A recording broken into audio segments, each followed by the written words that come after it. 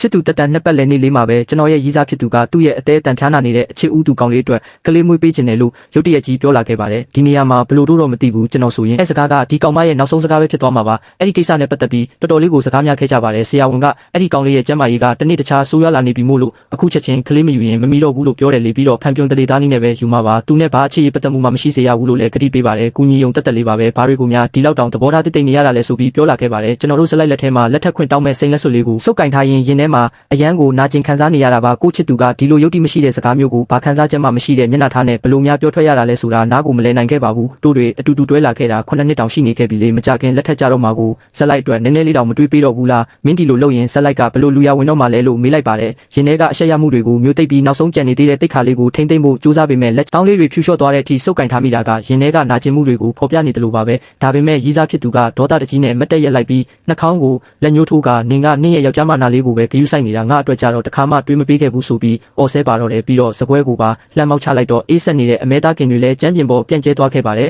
အကူညီမဲစွာနဲ့ပဲခေါင်းငယ်ကြည့်လိုက်တော့ဖုန်းစခရင်ပေါ်မှာအချစ်ကလေးဆိုတဲ့နာမည်ပေါ်နေတာကိုတွေ့လိုက်ရပါတယ်ရီးစားဖြစ်သူကလည်းအဲ့ဒါကိုမြင်သွားတော့ကြပြကြရနဲ့ဖုန်းကိုလူယူပြီးအတန်ပိတ်လိုက်ပါတယ်သူ့ကိုကြည့်ပြီးရှင်းပြချက်တစ်ခုခုများပေးလာမလားလို့မျှော်လင့်နေခဲ့မိတာပါလိမ့်စင်ပဲဖြစ်ပါဒါပေမဲ့သူကတကားကိုစောင့်ပိတ်ပြီးကမန်းကရန်ထွက်သွားခဲ့ပါတယ်ဒီညပြန်မလာတော့ဘူးမစောင့်နေတော့တဲ့လေဘာရှင်းပြချက်မှကိုမပေးခဲ့ပါဘူးဒါကចောင်းသားဘဝကနေလုပ်ငန်းခွင်ထဲရောက်တဲ့အထိအတူတူဖြတ်တန်းခဲ့ရတဲ့အချိန်ကဒီကိုပြန်တွေးမိစေပါတယ်သူချန်ထားရခဲ့တာဆိုလို့ဒီလိုမျိုးကယူနာကင်းမဲ့တဲ့ကြောပြင်လေးတွေကြီးပါပဲတက္ကသိုလ်တုန်းကတော့သူကလူတွေရဲ့ရေစရာအကြောင်းအရာတစ်ခုဖြစ်ခဲ့တယ်လို့စိမ့်တက်တဲ့ရေထဲတုံးအလှမယ်လေးတူးလည်းဖြစ်ခဲ့ပါတယ်ဇက်လိုက်ကိုဆိုရင်တစ်ချက်လေးတောင်ပိုကြီးမဲ့သူမဟုတ်ပါဘူးဒါပေမဲ့အကြောင်းတိုက်ဆိုင်မှုတစ်ခုကြောင့်ဒီလောက်လာတဲ့ကောင်မလေးကလာဖွင့်ပြောခဲ့ပါတယ်ဒီလိုနဲ့ပဲမရေမရာနဲ့တွဲဖြစ်သွားခဲ့ကြတာပါဒီအထဲမှာမထင်မှတ်ထားတဲ့အကြောင်းပြချက်တွေရှိနေနိုင်တယ်ဆိုတာသိပေမဲ့လည်းသူ့နဲ့တန်တဲ့သူဖြစ်အောင်စာကြိုးစားပြီးကိုအစွမ်းကုန်တိုးတက်အောင်လုပ်ခဲ့ပါတယ်အချစ်ကိုတင်ငယ်စွာနဲ့အနှင်းခဲ့ရပြီးတတိထားပြီးချစ်ခဲ့ရတာပါသူ့ဘောအသေးမွားလေးကစာခရူးဆိုင်ပေးခဲ့လို့တခါတရံချိုးသားတဲ့စကားလေးတွေပြန်ရခဲ့တာပါဒီနှစ်တွေထဲမှာသူတကယ်ပဲစိတ်လှုပ်ရှားသွားပြီလို့ထင်ခဲ့ပေမဲ့ဒီလောက်အထိအေးဆက်နေတော့ပဲဆိုတာကိုတော့ထည့်မတွေးမိခဲ့ပါဘူး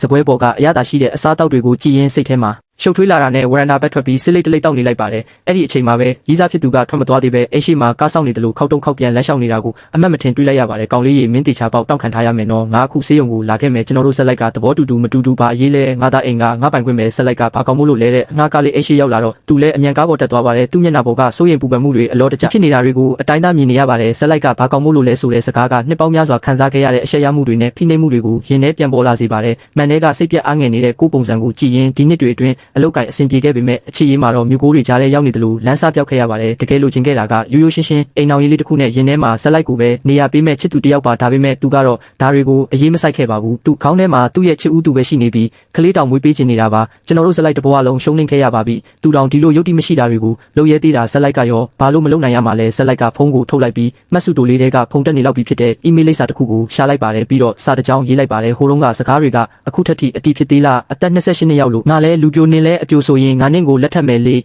နင်းနိုင်ငံပြန်လာရဲလားဆိုပြီးတော့ပါတစ်ချက်ထဲနဲ့ပို့လိုက်ပြီးကြောင်အန်းဖြစ်သွားကကိုလှောင်ရဲလိုက်မိပါတယ်အဲ့ဒီမိန်းကလေးနဲ့အဆက်အသွယ်ပြတ်သွားတာ10နှစ်တောင်ရှိနေပြီကိုဘာရီများယူကြောင်လုံနေမိတာလဲပါဇက်ကနေအလွယ်တကူပဲလက်ထပ်မယ်လို့ပြောလိုက်တာသူဆိုရင်ကိုရုပ်ကိုတော့မှတ်မိချင်မှမှတ်မိတော့မှာပါဒါပေမဲ့တစ်စက္ကန့်လေးအတွင်းမှာပဲဖုန်းဆက်ခင်လေးလင်းလာပါတယ်အဲ့ဒါကအတိတ်ကိုတတိယစေတဲ့စာတစ်စောင်ပါပဲစာလုံးတစ်လုံးနဲ့ပါပဲအီးမေးလ်ကိုမြင်လိုက်ရတဲ့တခဏမှာရင်ထဲနှွေးထွေးသွားပြီးရင်းနှီးတဲ့ခံစားချက်လေးတစ်ခုပြန်ရလာပါတယ်ကလေးဘဝတငယ်ချင်းမလေးကအရင်ကလိုပဲတွေးရလို့ရရှိတော့မှာပဲငယ်တငယ်ချင်းတွေဆိုတော့ငယ်ကလေးကရန်ဖြစ်လာကြတာပေမဲ့တန်ရောစင်တော့အရန်ကြီးပါတယ်သူကမိန်းကလေးဆိုပေမဲ့ရိုးသားတဲ့လူငယ်ဘဝလေးကိုပိုင်ဆိုင်ခဲ့ပါတယ်ဒါပေမဲ့တခါလုံးကအကြီးအကျယ်ရန်ဖြစ်ပြီးတဲ့နောက်မှာသူ့မိသားစုတစ်ခုလုံးနိုင်ငံခြားကိုပြောင်းသွားခဲ့ကြတာပါဒီကတိကိုသူမှတ်မိနေသေးတယ်ဆိုတာကိုတော့မထင်ထားခဲ့ပါဘူးအဲ့ဒီနောက်နိုင်ငံဖြတ်ကျော်ဖုန်းခေါ်ဆိုမှုတစ်ခုဝင်လာပါတယ်တလနေရင်နိုင်ငံပြန်လာမယ်မြို့နယ်ရုံးမှာတွေ့ကြမယ်နောက်တရားလို့မရဘူးတော့တဲ့ဒီအချိန်လေးကိုအကြာကြီးစောင့်နေခဲ့ရသလားလို့တော့တခဏလောက်ထင်ရောက်ထင်မှဖြစ်သွားခဲ့ပါတယ်ကောင်းပြီမင်းပါလို့ချင်းလဲစိန်လက်စွပ်လားကာလာတင်တောင်းငွေလားပြီးတော့စစ်ဆက်ပွဲရောလှုပ်ဦးမလားဆက်လိုက်ကတစ်ချက်ထဲနဲ့အများကြီးမေးပစ်လိုက်ပါတယ်ရီးစားဖြစ်သူနဲ့9နှစ်တွဲခဲ့တုန်းကဒီအဆင့်ထိရောက်နိုင်မယ်လို့အမြဲတွေးထားခဲ့တာမို့ပြင်ဆင်ထားတာတွေလည်းမနှဲပါဘူး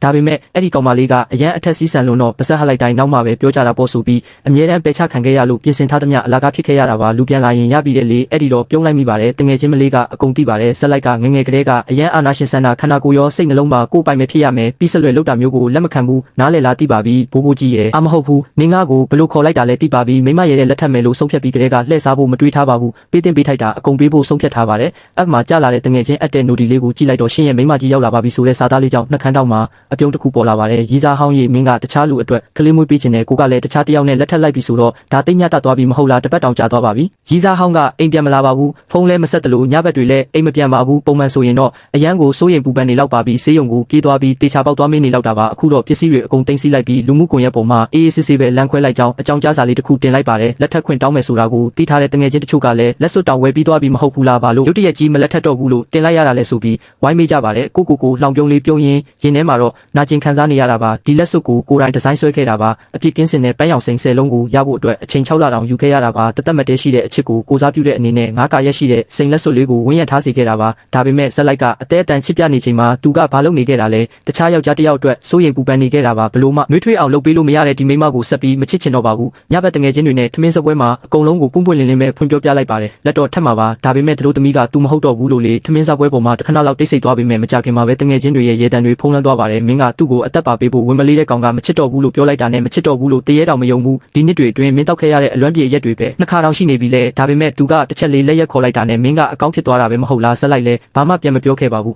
အမှန်တရားကအရာအလုံးထက်ပိုရေးကြီးတယ်ဆိုတာသိထားလို့ပါဒီတစ်ခါတကယ်အတီးပြောနေတာဆိုတာကိုတငယ်ချင်းတွေအနည်းနဲ့အမြန်သိလာကြမှာပါအိမ်ပြန်ရောက်တော့မီးတွေလင်းနေတာကိုတွေ့လိုက်ရပါတယ်ရီစာဟောင်းပြန်ရောက်နေတာပါမျက်ကွင်းတွေညိုနေပြီးမိတ်ကပ်မပါတဲ့မျက်နှာကတော်တော်လေးကိုညှိုးနွမ်းနေပါတယ်အမြဲတမ်းတက်ရက်နေတတ်တဲ့သူ့ကိုဒီလိုစုပ်ပြတ်နေတဲ့ပုံစံမျိုးနဲ့မြင်ရခဲ့ပါတယ်အနားကိုတွားလိုက်တော့ဆေးရုံအနံ့ဆိုးဆိုးကြီးကိုရလိုက်ပါတယ်သူဆေးရုံမှာမအိပ်မနေပြုစုပေးနေခဲ့တာသိတာပါတယ်မြင်တော့သူကရှင်းပြချက်တခုမှမပေးတဲ့အပြင်ရဲဝံ့ပဲပြန်ပြီးမေးခွန်းထုတ်လာပါတယ်နင်ဘယ်ရီသွားနေတာလဲဖုန်းလည်းမကင်ဘူးတဲ့ဟုတ်နေပါလားတဲ့တော်တော်လေးဒေါသထွက်ပြီးရဲတောင်ရဲချင်းသွားပါတယ်အမြဲတမ်းဒီလိုပါပဲသူအမှားလုပ်ထားပြီးစိတ်မလုံဖြစ်နေတိုင်းပြဿနာတစ်ခုရှာပြကျွန်တော်တို့ဆက်လိုက်ကောင်းပေါ်ပုံချတတ်ပါတယ်အမှားတွေအကုန်လုံးကောင်းပေါ်ပုံချပြီးပြတလဲရှင်းပြပြီးတောင်းပန်တာကိုစောင့်နေတတ်တာပါဒါပေမဲ့ဒီတစ်ခါတော့သူ့ကိုအေးစစ်စစ်ပဲကြည့်နေလိုက်ပါတယ်သူ့စိတ်ထဲမှာလည်းသူရှိကလူပြောင်းလဲသွားပြီလို့ခံစားလိုက်ရပေမဲ့ဘယ်နေရာကပြောင်းလဲသွားတာလဲဆိုတာကိုတော့မပြောတတ်ပါဘူးဒါပေမဲ့အခုသူ့အခြားအကြောင်းတွေတွေးနေဖို့အချိန်မရှိပါဘူးသူ့မှာပိုရေးကြီးတဲ့ကိစ္စရှိနေသေးတယ်လေဒါကြောင့်မျက်မှောင်ကျုံရင်းနဲ့ချစ်ဦးသူကောင်းလေးကဒီရပိုင်းခွဲစိတ်မှုတစ်ခုလုပ်ထားရလို့ကျမရဲ့အရန်ဆိုးနေတယ်ငါသူ့ကိုအထူးကမ်းပြောင်းပေးဖို့ဆုံးဖြတ်လိုက်ပြီလို့ပြောလာပါတယ်ကောင်းပြီလေလို့ပဲချက်ချင်းပြန်ဖြေလိုက်ပါတယ်အဲ့ဒီအခါသူကကြောင်သွားပါတယ်ဒီလောက်ချောချောမွေ့မွေ့ပြီးသွားမယ်လို့မထင်ထားခဲ့ပါဘူးအရင်ကလိုပဲချော့မြူဖို့အချိန်ယူရအောင်မယ်လို့ထင်ထားခဲ့တာပါအထူးကမ်းကတရက်ကို3000တောင်ပေးရမှာနော်နင်အဆင်ပြေပါမလားပြေပါတယ်လို့ခေါင်းတောင်မမော့ပဲတိုက်ရိုက်ပြန်ဖြေလိုက်ပါတယ်ဘာလို့လဲဆိုတော့စိတ်ထဲမှာတွေးမိတာကသူတို့ကလက်ထပ်ထားတာမှမဟုတ်တာသူများအတွက်ကိုယ့်ပတ်စံကိုဘာလို့အကုန်ခံရမှာလဲသူကကုမ္ပဏီတေးလေးတစ်ခုမှ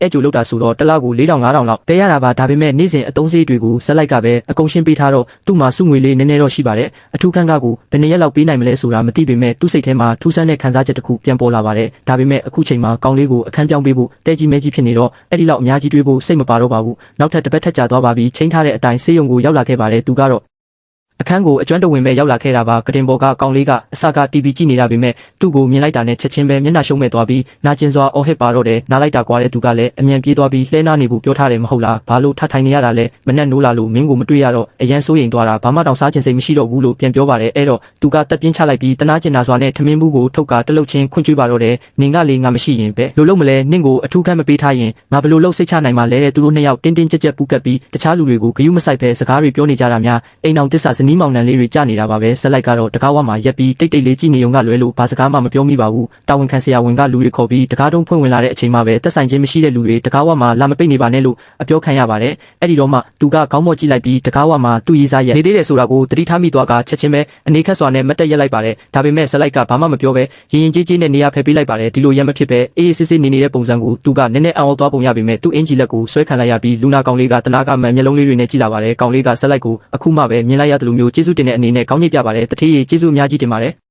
ဒီနှစ်တွေအတွင်းသူ့ကိုကျွန်တော်ကိုစားဆောက်ရှောက်ပေးခဲ့တဲ့အပြင်အထူးခန်းပါစီစဉ်ပေးခဲ့လို့တကယ်ကိုကျေးဇူးတင်ပါတယ်တဲ့ဒီစကားကတော်တော်လေးကိုစောင်းမြောင်းပြောသွားတာပါသူများရေးစားမှန်းတိတိရက်နဲ့သူ့ကိုစားဆောက်ရှောက်ပေးခဲ့တယ်လို့ပြောနေသေးတာပါဒါပေမဲ့ဆက်လိုက်ကတော့အေးအေးဆေးဆေးပဲနားထောင်နေပြီးဘာမှပြန်မပြောခဲ့ပါဘူးခင်ဗျားလည်းသိမှာပါကျွန်တော်နဲ့သူကတက္ကသိုလ်တုန်းကရိုးရိုးဆက်ဆံရေးမဟုတ်ခဲ့ပါဘူးသူကတန်ရောစင်ကြီးရဲ့မိန်းကလေးမို့လို့အခုလိုကူညီပေးတာပါခင်ဗျားနားလည်းပေးနိုင်မဲလို့မျှော်လင့်ပါတယ်တဲ့အခုတခြားတယောက်ကိုလက်ထပ်တော့မှဆိုတော့သူ့ကိစ္စကကိုနဲ့မှမသက်ဆိုင်တော့တာပဲတဘာဝကြကြပဲနားလည်းပေးရမှာပါကောင်လေးကဆက်လိုက်ကိုလွယ်လွယ်ကူကူပြောလို့ရမယ့်ပုံပေါက်နေတော့မျက်ခုံးပြင်းပြလိုက်ပြီးရဲရဲတင်း င်းမဲကြွားလုံးထုတ်ပါတော့တယ်ကျွန်တော်ဒီရက်ပိုင်းခွဲစိတ်ထားလို့တွာလာရခက်နေတာသူကအရှင်းနောက်ပြေးလွှားပြီးကိုရီတုပ်ပေးစွပ်ပြုတ်တွေချက်ပေးခဲ့လို့ဒါတော်တယ်နေတိုင်းကျွန်တော်နေမကောင်းတာကိုမြင်ပြီးမျက်ရည်ကျနေခဲ့တာခမရဲ့ချစ်သူကတကယ်ကိုလိမ္မာရေးချရှိတဲ့မိမကောင်းလေးပါပဲတဲ့သူ့ရဲ့အဲ့ဒီလိုရန်စကားကိုကြားလိုက်ရတော့မခံနိုင်တော့ပဲလက်သီးကိုချစ်ပါအောင်ဆုပ်လိုက်မိပါတယ်လူပုံလဲမှာတော့ဒီလောက်လှုပ်ရဲနေရင်ကွဲရမှာဘာတွေလုပ်ခဲ့ကြလဲဆိုတာတွေးကြည့်လို့တော့မရတော့ပါဘူးခေါင်းပုံမှာဂျိုထွက်နေတယ်လို့ပါပဲရီစာဟောင်းကမျက်နှာဖြူလျော့သွားပြီးအလောတကြီးဝင်ရှင်းပြပါတယ်သူပြောတာတွေအကုန်လုံးကနောက်နေတာပါအတီမမတ်ပါနဲ့သူကအဲ့ဒီလိုပဲသူများတွေကိုအမျက်နောက်ပြောင်တက်တာပါငါစိတ်ကတေချာပေါက်နင်းပတ်မှာပဲရှိတာပါဆိုပြီးပြောလာပါတော့တယ်ချစ်သူဟောင်းမလေးကမျက်မှောင်လေးကျုပ်ပြီးခေါင်းလွဲသွားတယ်လက်ထဲမှာလည်းဘာတွေအလုရှုံနေမှန်းမသိပါဘူးဗျအတူတူရှိခဲ့တာ9နှစ်တောင်ရှိပြီဆိုတော့ဇက်လိုက်ကတစ်ချက်ကြည့်ုံနဲ့တင်ချစ်သူဟောင်းမလေးလိမ့်နေမှန်းသိတာပဲဘာလို့လဲဆိုတော့ချစ်သူဟောင်းမလေးကလိမ့်တော့မယ်ဆိုရင်အကြောင်းမရှိအကြောင်းရှာတတ်တယ်လေချစ်သူဟောင်းမလေးကဇက်လိုက်ကိုဒီမှာအလားကားလာမတ်တက်ရက်မနေပဲ BIB လူနာခန်းဖို့သွားရှင်းပေးဖို့ပြပြောလာတယ်ဗျတကယ်ပဲအကြာကြီးစကားတွေပတ်ပြောနေတာကဇက်လိုက်ကိုငွေညစ်လို့ရမယ်လူအေးမိကြီးလို့သဘောထားပြီးပတ်စံရှင်းခိုင်းခြင်းယုံတက်တက်ပဲတကယ်လို့ချစ်သူဟောင်းမလေးရဲ့ရင်ထဲမှာဇက်လိုက်တာတကယ်ရှိမယ်ဆိုရင်ဇက်လိုက်ကိုဒီလောက်ထိအောက်ကျနောက်ကျဖြစ်အောင်ဘယ်လုပ်ပါမလဲထားပါတော့ဇက်လိုက်ကလည်းဂယုမဆိုင်တော့ပါဘူးဘာလို့လဲဆိုတော့ချစ်သူဟောင်းမလေးကပြိုင်ဘက်ကောင်လေးအတွက်က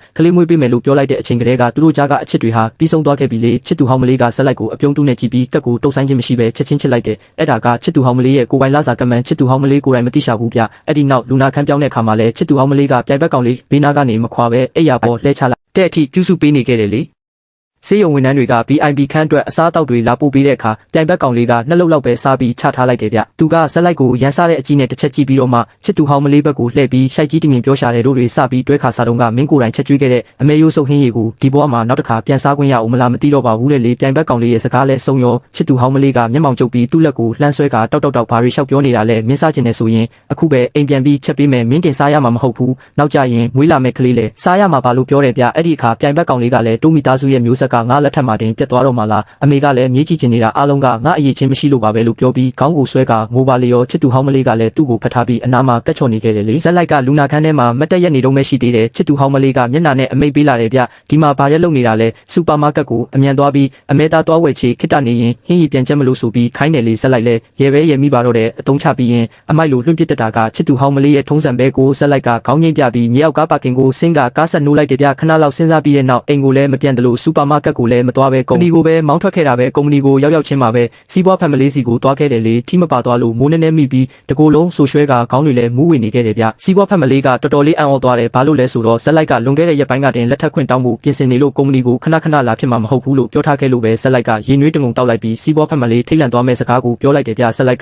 ယာရုကနေနှုတ်ထွက်ချင်တယ်လို့ပြောလိုက်တာပဲစီးပွားဖက်မလေးကလည်းယာရုကနှုတ်ထွက်မယ်ဟုတ်လားအမှုဆောင်ချုပ်ယာရုကိုကောင်းမွန်လုပ်နေရင်းနဲ့ဘယ်ကိုပြေးမလို့လဲချစ်သူဟောင်းမလေးကလက်မထက်ခင်ပိုင်ဆိုင်မှုအဖြစ်ဗီလာအိမ်တလုံးအပြင်တင်တောင်းပနာအဖြစ်ကိုကူလေး9တန်း9သိန်း9တောင်းတောင်းထားတယ်လေအခုယာရုကနှုတ်ထွက်လိုက်ရင်သူ့ကိုကျွေးမွေးထားနိုင်အောင်မမို့လို့လားလို့မေးလာတယ်ဗျဒါပေမဲ့အမှန်တိုင်းပြောရရင်တခြားလူနဲ့လက်ထပ်မယ်ဆိုရင်တော့အခုလိုအနားယူလိုက်တာကအကောင်းဆုံးပဲလို့စီးပွားဖက်မလေးကပြောတယ်ဗျဇက်လိုက်ကလည်းကုမ္ပဏီကနေအပြီးထွက်သွားမှာမဟုတ်ပဲနောက်ွယ်ကနေပဲကူညီပေးတော့မှာဖြစ်ကြောင်းအချို့လူတွေကဇက်လိုက်အခုလိုအသက်သွန်ဆန်ဖျားအလုပ်လုပ်ပေးရလောက်အောင်မတန်လို့ဖြစ်ကြောင်းပြောလိုက်တယ်လေအလုပ်ကိစ္စတွေအားလုံးလွှဲပြောင်းပေးပြီးတဲ့နောက်ဇက်လိုက်လည်းအိမ်ပြန်ခဲ့တာပဲချစ်သူဟောင်းမလေးကစူပါမားကတ်အိတ်ကိုကိုင်းပြီးဒေါသတကြီးနဲ့စောင့်ကြိုနေတယ်ဗျဟင်းသီးဟင်းရွက်သွားဝယ်ခိုင်းတာဗတိနေလို့အခုမှပြန်လာတာလေတနေ့ကုန်မျက်နှာကြီးစူပုတ်နေပြီးဒီလောက်သေးတိမ်တဲ့အရာလေးကိုစိတ်ထဲထားနေတာယောက်ျားတစ်ယောက်ဟုတ်ရဲ့လားလို့ဆဲဆိုပါလေရောဇက်လိုက်ကသူ့ကိုဂယုမဆိုင်ပဲအသင့်ပြင်ထားတဲ့ခီးဆောင်အိတ်ကိုပဲယူလိုက်တယ်ဗျအဲ့ဒီခါကျမှချစ်သူဟောင်းမလေးကမင်းခီးသွားမလို့လားငါအဝတ်စားတွေကူးထည့်ပေးရမလားလို့မေးလာတယ်လေချစ်သူဟောင်းမလေးရဲ့ရုတ်တရက်ထွက်ပေါ်လာတဲ့နူးညံ့မှုအပေါ်ဇက်လိုက်ကစိတ်လှုပ်ရှားရမယ့်အစားစိတ်အနှောက်အယှက်တောင်ဖြစ်မိတယ်ဗျဒါပေမဲ့စင်ချီမပေးရသေးခင်မှာပဲချစ်သူဟောင်းမလေးစီဖုန်းတကောဝင်လာပြီးစကားအနှဲငယ်နားထောင်ပြီးတာနဲ့မျက်မှောင်ကျုပ်ကစပီကာဖွင့်လိုက်တယ်လေဖုန်းထဲကနေပြိုင်ဘက်ကောင်လေးကတနာစရာကောင်းအောင်ရှိုက်ကြီးတင်ရင်တောင်းပန်တိုးရှိုးနေရှာတယ်ဗျဥက္ကဋ္ဌကြီးဒီနေ့ဆေးရုံမှာခန္ဓာကိုယ်အခြေအနေတော်တော်ဆိုးနေလို့စကားပြောတာမှားသွားရင်စိတ်ထဲမထားပါနဲ့ခုနတင်ဆရာဝန်ကပြောတယ်ကျမရဲ့အညွန့်ကိန်းတွေအားလုံးထက်ကျသွားပြီတဲ့ချစ်သူဟောင်းမလေးနဲ့ကလေးယူမဲ့ကိစ္စကနည်းနည်းယူသွရကြမှန်သိပေမဲ့တို့တွေကဖန်ပြုံးတလေသားပဲလုံးမှာပါတခြားဘာမှမလုပ်ပါဘူးတောင်းပန်ပါတယ်လို့ပြောနေတယ်လေဒါပေမဲ့ခုနတင်ဆက်လိုက်ဆေးရုံမှာရှိနေတော့ကကြတော့ပြိုင်ဘက်ကောင်လေးကဘာလို့မျက်နှာချင်းဆိုင်မပြောပဲဖုန်းဆက်ပြောတာလဲချစ်သူဟောင်းမလေးသူ့ကိုတနာပြီးဆေးရုံကိုအမြန်ပြန်လာအောင်လုပ်တာတက်ပဲမဟုတ်လားပြိုင်ဘက်ကောင်လေးရဲ့ရန်စားတဲ့အကြည့်ကိုဒါဆက်လိုက်မမြင်ခဲ့ရင်တကယ်ပဲတနာမိမှာအမှန်ပဲပြဒါပေမဲ့အခုတော့ဆက်လိုက်ကလူနှစ်ယောက်ရဲ့ပြဆက်ထဲမှာပါဝင်တရုပ်ဆောင်ဖို့ပြီးနေပြီမို့လို့အေးစစ်စစ်ပဲအင်းလို့ပြန်ထူးလိုက်ပြီးအခန်းထဲဝင်ကပစ္စည်းတွေစက်သိမ်းနေခဲ့တဲ့လေပစ္စည်းတွေအားလုံးသိမ်းပြီးပြန်ထွက်လာတဲ့အခါချစ်သူဟောင်းမလေးကထွက်မသွားသေးပဲမျက်နှာပြက်ပြက်နဲ့ကျွန်တော်တို့ဆက်လိုက်ကိုစိုက်ကြည့်နေတာတွေ့လိုက်ရတယ်ဗျချစ်သူဟောင်းမလေးကဆက်လိုက်ကိုစိတ်ဆိုးမှန်ဆိုးနဲ့စိုက်ကြည့်ပြီးမိမငယ်လေးစီကဖုံးလာနေလို့လားဆိုပြီးဆက်လိုက်စီကရှင်းလင်းချက်ကိုစောင့်နေတယ်လို့မျိုးပြောလာတယ်ဗျ ချစ်သူဟောင်းမလေးအခုလိုတည်ငြိမ်မှုပြပြပြီးစိတ်လှုပ်ရှားနေတာကိုဇက်လိုက်ပထမဆုံးအကြိမ်မြင်ဘူးတာပဲဗျအမှန်တော့ဇက်လိုက်ကအခုလိုအစင်တန်းမျိုးရောက်အောင်စူးစမ်းခဲ့ပြီးအသက်30မပြည့်ခင်မှာတင်အမှုဆောင်ချုပ်ရာထူးကိုရရှိခဲ့တာမို့ဘယ်နေရာသွားအားလုံးကဝိုင်းခင်ကြသလိုလိုက်ကြိုက်တဲ့သူတွေလည်းမနှဲလာပါဘူးဗျအိမ်ရှိထိလိုက်လာပြီးအချစ်ကိုဖွင့်ပြောကတွေ့ကပ်နေတဲ့ကောင်မလေးတွေတောင်ရှိခဲ့ဘူးလေထိုစဉ်တုန်းကဇက်လိုက်ကချစ်သူဟောင်းမလေးတဝန်တိုမလားဆိုပြီးရင်းထဲမှာမျှော်လင့်ချက်နဲ့ငယ်နဲ့ရှင်းပြခြင်းခဲ့ပေမဲ့ချစ်သူဟောင်းမလေးကအိမ်ရှိမှလာဆိုပြီးငါအေးရေးမပြတ်စေနဲ့လို့တခုံးပဲပြောခဲ့တာပဲပြီးတော့ဘာမျက်နှာအမူအရာမှမရှိပဲတကားပိတ်ကပုံမှန်အတိုင်းအလုပ်သွားခဲ့ပြီးဘာတစ်ခုမှထပ်မမေးခဲ့ဘူးဗျဒီလိုမျိုးတစ်ဖက်သက်ပိတ်ဆက်ခဲ့ရတဲ့နေ့ရက်တွေကိုဇက်လိုက်9နှစ်တောင်တီးခံခဲ့ရတာပဲဒါပေမဲ့အခုတော့ချစ်သူဟောင်းမလေးရဲ့မျက်နှာပေါ်မှာပြာခတ်မှုနဲ့စိုးရိမ်စိတ်တွေကိုမြင်နေရပေမဲ့ဇက်လိုက်ရဲ့ရင်ထဲမှာဘာခံစားချက်မှမရှိတော့ပါဘူးဗျဇက်လိုက်ကဖုန်းကိုတင်းငိမ့်စွာယူပြီးရှင်းပြမလို့ပဲရှိသေးချစ်သူဟောင်းမလေးရဲ့ဖုန်းကရုတ်တရက်မြည်လာပြီးဖုန်းမျက်နှာပြင်ပေါ်ကပြိုင်ဘက်ကောင်လေးရဲ့နာမည်ကကျွန်တော်တို့ဇက်လိုက်ရဲ့စကားကိုဖျက်ပစ်လိုက်တယ်လေချစ်သူဟောင်းမလေးကအလောတကြီးဖုန်းကင်လိုက်ပြီးပြိုင်ဘက်ကောင်လေးရဲ့နာကျင်နေတဲ့အတန်ကိုကြားတာနဲ့ချက်ချင်း track ကပြန်လာမှမင်းနဲ့စရင်ရှင်းမယ်ငါဆေးရုံအရင်သွားလိုက်အောင်မယ်လို့ပြောပြီးထွက်သွားတယ်ဗျဒီလိုလက်ကွက်မျိုးကိုဇက်လိုက်အကြိမ်ကြိမ်မြင်ဘူးနေပါပြီဒီတစ်ချိန်မှာတော့ဇက်လိုက်မတားတော့ပါဘူးဘာလို့လဲဆိုတော့ဇက်လိုက်မှာပိုအရေးကြီးတဲ့ကိစ္စရှိလို့ပဲဇနီးလောက်မလေးကပြပကနေစော်ပြီးပြန်လာလို့လေစိတ်ကိုအမိသွားကြိုရမှာဖြစ်တယ်လေဇက်လိုက်ကပန်းစီကိုကင်ပြီးလေစိတ်ကိုအပြေးလွှားသွားခဲ့တဲ့အခါဇနီးလောက်မလေးမှာတစုံတရာအရေးကြီးကိစ္စရှိနေတယ်ထင်မိပေမဲ့သူကတော့မျက်နှာလေးหนีပြီးအသေးအဖွဲကိစ္စလေးတွေကိုပဲမေးလာတယ်ဗျညစာချက်ပြီးပြီလားဘာလို့အရင်ကထက်အများကြီးပိန်သွားတာလဲအခုတလောအလုပ်တွေအများများနေလို့လာတယ်ပြီးတော့ရာသီဥတုကအေးလိုက်တာဘာလို့အင်ဂျီအပါလေးပဲဝတ်ထားရတာလဲအပြင်အင်ဂျီထပ်မဝတ်ဘူးလားလို့လဲစိုးရင်တကြီးမေးရှာတယ်လေဇက်လိုက်ကသူ့ဘေးနားမှာလက်လျှောက်ဖော်ပြရင်းစိတ်ရှည်လက်ရှည်နဲ့တခုချင်းစီပြန်ပြေးပေးခဲ့တယ်ဗျဇနီးလောက်မလေးကအကြာကြီးတစ်ထစ်အဖြစ်နေပြီးမှမင်းငါ့ကိုလက်ထပ်မယ်လို့ပြောတာအတီးပဲလားမင်းမှာ9နှစ်တောင်တွဲခဲ့တဲ့ချစ်သူရှိမှန်းငါသိပါတယ်မင်းသူ့ကိုအရင်ချစ်တာမဟုတ်ဘူးလားလို့မေးလာတယ်လေဇက်လိုက်လဲခိတ္တမြစွန့်သွားခဲ့ရတယ်ဗျဒါပေမဲ့ဇနီးလောက်မလေးအခုလိုတွေးတာကလည်းတဘာဝကြပါတယ်ဘာလို့လဲဆိုတော့လွန်ခဲ့တဲ့9နှစ်လုံးဇက်လိုက်ရဲ့ဘဝတစ်ခုလုံးမှာချစ်သူဟောင်းမလေးရဲ့အရေးရောင်တွေကြီးပဲပြည့်နေနေခဲ့တာကိုလူမှုကွန်ရက် profile ပုံကအစအတွဲပုံတုံးထားပြီးရုံးခန်းထဲမှာလည်းချစ်သူဟောင်းမလေးရဲ့တပ်ပုံကိုတင်ထားခဲ့တာပဲလေဇက်လိုက်ကအကြာကြီးတိတ်ဆိတ်သွားပြီးတော့ဇနီးလောက်မလေးခမညာရင်တထိတ်ထိတ်နဲ့ဇက်လိုက်ပြောတဲ့စကားတွေကသူ့ကိုလိမ်ပြောနေတာလားဆိုပြီးတကယ်ကိုကြောက်ရွံ့သွားရှာတယ်ဗျဇက်လိုက်ကဇနီးလောက်မလေးရဲ့လက်ကိုစုပ်ကင်ပြီးသူ့မျက်ဝန်းတွေကိုစိုက်ကြည့်ကအလေးနဲ့ပြောလိုက်တယ်ဗျချစ်သူဟောင်းမလေးကအတိတ်ကအရာဖြစ်သွားပါပြီအခုဇက်လိုက်အားလုံးကိုလက်လွတ်လိုက်နိုင်ပြီမို့စိတ်ချပါမင်းကိုလက်ထပ်မယ်လို့ပြောတာကရင်ထဲကလာတဲ့အမှန်တရားပါသူ့ကြောင့်နဲ့တော့ဘာမှပြောင်းလဲသွားမှာမဟုတ်ပါဘူးတဲ့လေဇက်လိုက်ရဲ့လက်ဖွားစီကရတဲ့နှွေးထွေးမှုကြောင့်ဇနီးလောက်မလေးမှာအကြောင်းပြချက်မရှိပဲစိတ်အေးသွားခဲ့ရတယ်ဗျလူနှစ်ယောက်မတွေ့ဖြစ်တာကြာပြီဖြစ်လို့ပြောစရာစကားတွေအများကြီးပြီးနေတဲ့အပြင်ဇနီးလောက်မလေးကအရင်ကထပ်ပိုးပြီးနူးညံ့သိမ်မွေးကလှပလွန်းလို့ဇက်လိုက်တောင်ရင်မဆိုင်ရဲလောက်အောင်ဖြစ်ရတယ်လေတကယ်လို့ချစ်သူဟောင်းမလေးကရေခဲတောင်လို့အေးဆက်တဲ့အလှပိုင်ရှင်ဆိုရင်ဇနီးလောက်မလေးကတော့နေအောင်ကြီးလို့တောက်ပလန်းဆန်းတဲ့အလှမျိုးမှုသူ့ဘေးနားမှာရှိနေရင်ဘာဖြစ်အားမှမရှိပဲစိတ်ပန်းပြေမှုကိုပေးစွမ်းနိုင်တာပဲဗျ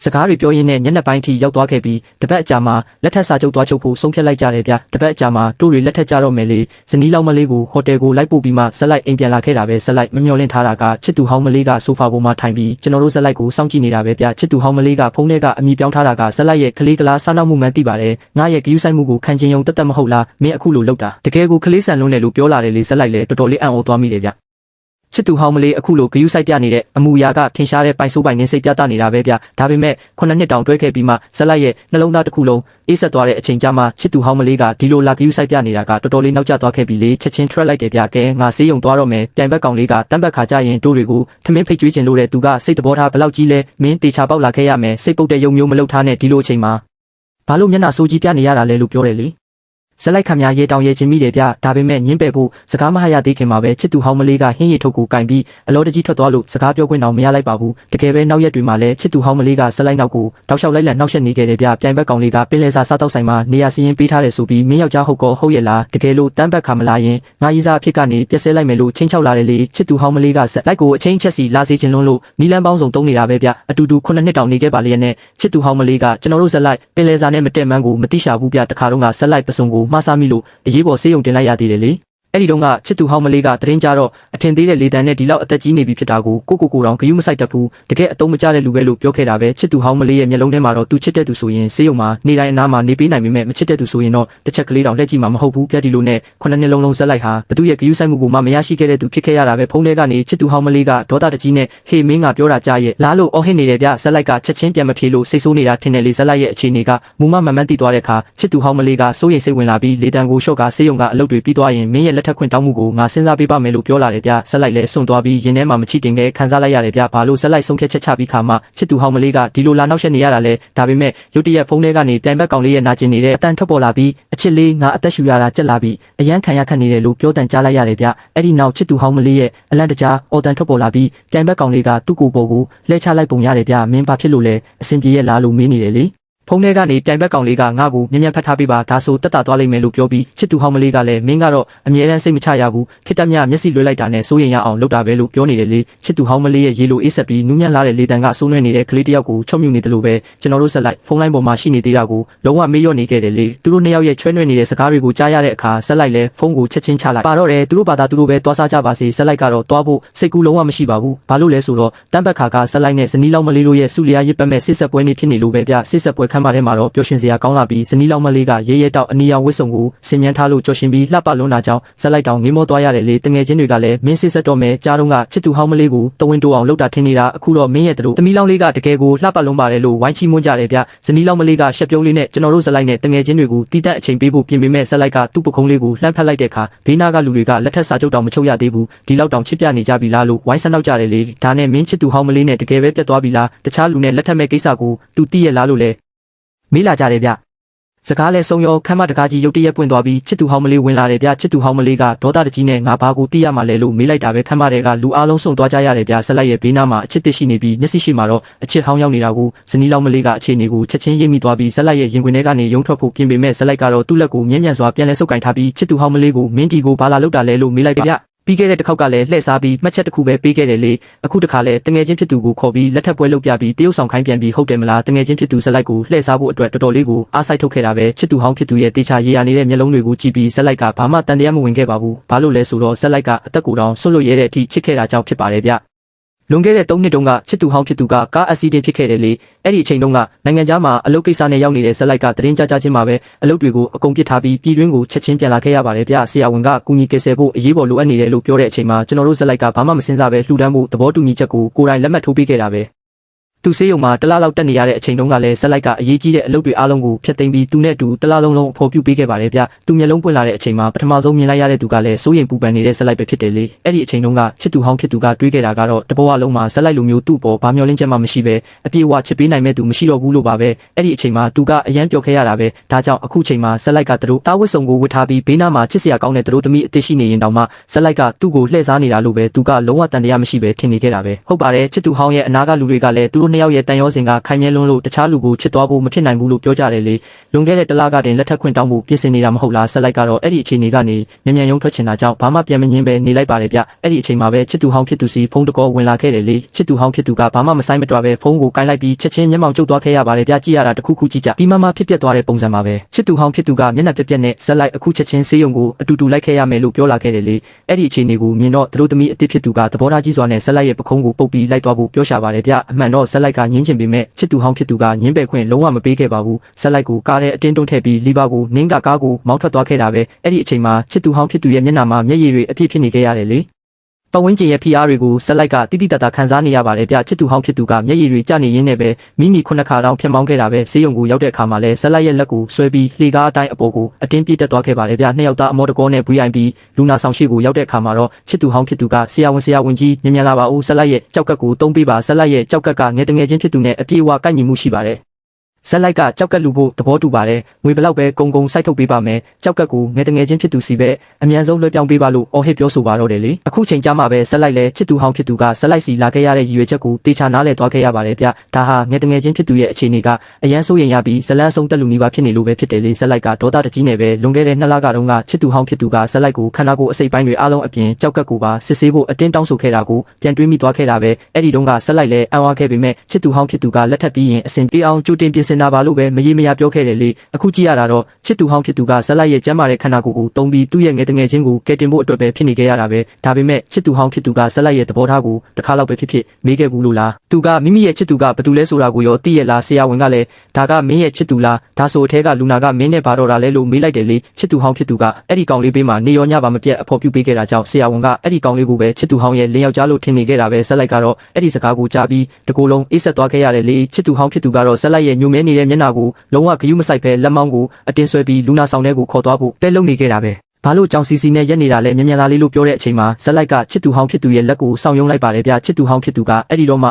NOB လှည့်ကြည့်လာတာပဲဇက်လိုက်မင်းပါဖြစ်နေတာလဲလို့မေးလာခဲ့တယ်လေချစ်သူဟောင်းဖြစ်သူကဇက်လိုက်ရဲ့အေးဆက်ပြီးစိတ်ကားနေတဲ့ပုံစံကိုမြင်တော့စိတ်ထဲမှာမတိစိတ်ကနေပြရခတ်သွားခဲ့ရပါတယ်ဗျဒါပေမဲ့ရတငယ်ချင်းဖြစ်သူကခွဲစိတ်ခန်းထဲရောက်နေပြီးအခြေအနေကအရန်အရေးကြီးနေတာကြောင့်ချစ်သူဟောင်းဖြစ်သူကစိတ်ရှိလက်ရှိနဲ့ပဲရှာအင်းပြလာခဲ့တယ်လေ ဆက်လိုက်မင်းဘာလို့အခုထိစိတ်ထဲထားနေရတာလဲကြောက်ကက်တလုံးလှူယုံနဲ့ဘာဖြစ်သွားမှာမို့လို့လဲမင်းကိုယုံကြည်လို့ပဲလှူခိုင်းတာလေးစိတ်ချပါနောက်ပိုင်းငါတို့လက်ထပ်ပြီးရင်မင်းကိုတေချာဂရုစိုက်ပေးပါမယ်တဲ့မင်းကိုယုံကြည်လို့လှူခိုင်းတာလေလားဒါဆိုချစ်သူဟောင်းဖြစ်သူကဆက်လိုက်ရဲ့အသက်ကိုလုံးဝအထက်မစင်းစားခဲ့တာပဲကျွန်တော်တို့ဆက်လိုက်ကသူ့ကိုကြည်ရင်းနဲ့တခါမှမမြင်ဘူးတဲ့သစိမ်းတယောက်လိုပဲခန်းစားလိုက်ရပါတယ်ဗျခွဲစိတ်ခန်းရဲ့မီးစိမ်းကနေမီးနီသွားပြီးအထက်ကဆရာဝန်တွေအလောတကြီးပြေးထွက်လာခဲ့တယ်လေချစ်သူဟောင်းဖြစ်သူလည်းဆက်လိုက်ကိုဂရုမစိုက်နိုင်တော့ပဲခွဲစိတ်မှုရဲ့ရုတ်တရက်ဆိုးရွားသွားတဲ့အခြေအနေကြောင့်အရန်လန့်ဖြတ်သွားခဲ့ရပါတယ်ဗျမျက်ရည်တွေအပြည့်နဲ့ပဲငယ်တငယ်ချင်းဖြစ်သူရဲ့ဘေးနားမှာကြောင်ကတန်းတွေပြောနေခဲ့တာပဲဆရာဝန်တွေဘလို့ပဲတိုက်တွန်းပါစေသူကအပြင်ကိုထွက်မလာခဲ့ပါဘူးဒါကြောင့်ကြောက်ကက်အလူရှင်တူလိုပဲတတ်မှတ်ခံထားရတဲ့ဆက်လိုက်ကအဲ့ဒီနေရာကနေထွက်ခွာသွားတာကိုတော့ချစ်သူဟောင်းဖြစ်သူကလုံးဝသတိမထားမိခဲ့ပါဘူးဗျ